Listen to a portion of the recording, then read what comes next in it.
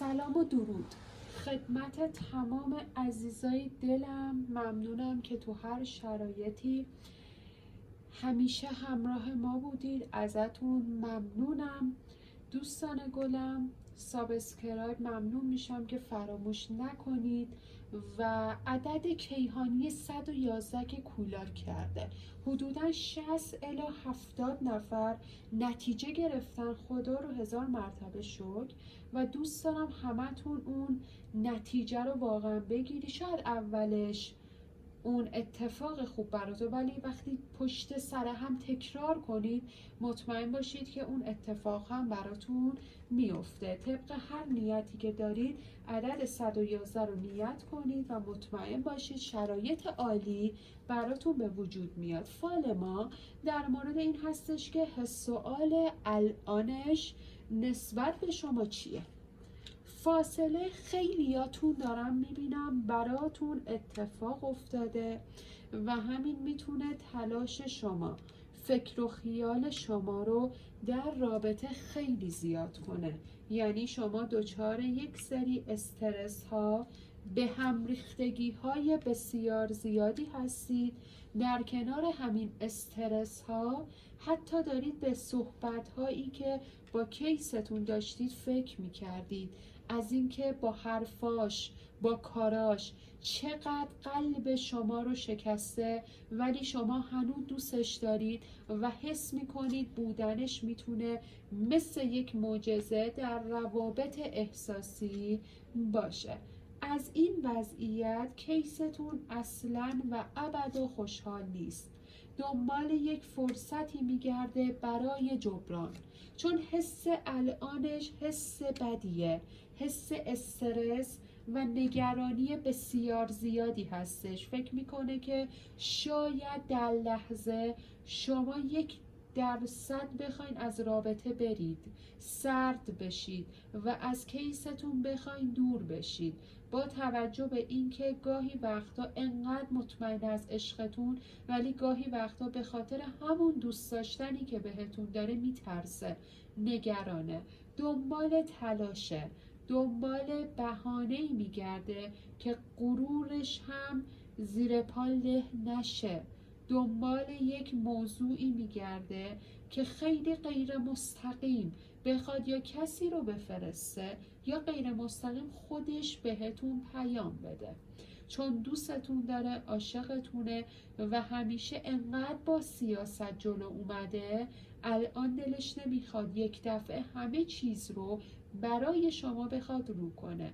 دورادور پیگیر شماست، حواسش به شرایط رابطه هست، حواسش هست که نکنه شما بخواین حتی از روی شیطنت با شخصی در رابطه احساسی قرار بگیرید.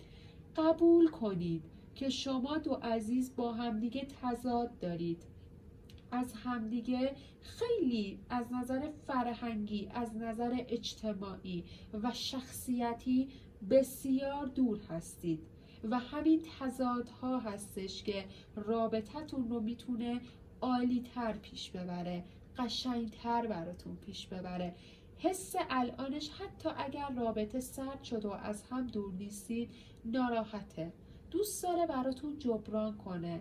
احساس میکنه که انقدر که شما دوندگی کردید، انقدر که شما هر کاری که از دستتون برمی اومد برای رابطه انجام دادید، خودشون تقلایی برای رابطه نکردن.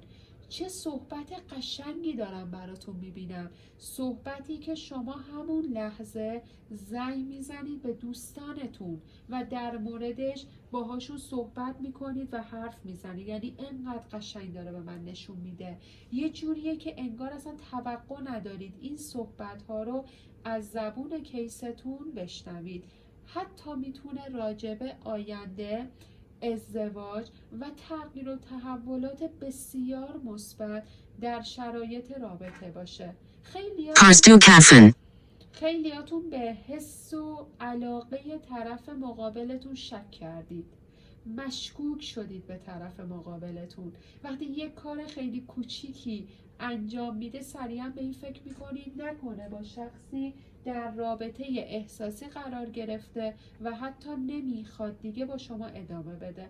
به نظر من تمام این افکار رو از خودتون دور کنید، چون دارم میبینم که تا 9 وعده زمانی دیگه اون چیزی که فکرشو میکنید داره براتون اتفاق میفته. حتی یک سری صحبت ها داره براتون به وجود میاد که میتونه اتفاقای قشنگی رو برای شما رقم بزنه. حس الانش به شما عشق، حس الانش به شما دلتنگی، دوست داشتن دو طرفه هستش. دوست داره شما رو ببینه، دوست داره با شما دیدار و معاشقه داشته باشه و این اتفاق مطمئن باشید براتون میفته.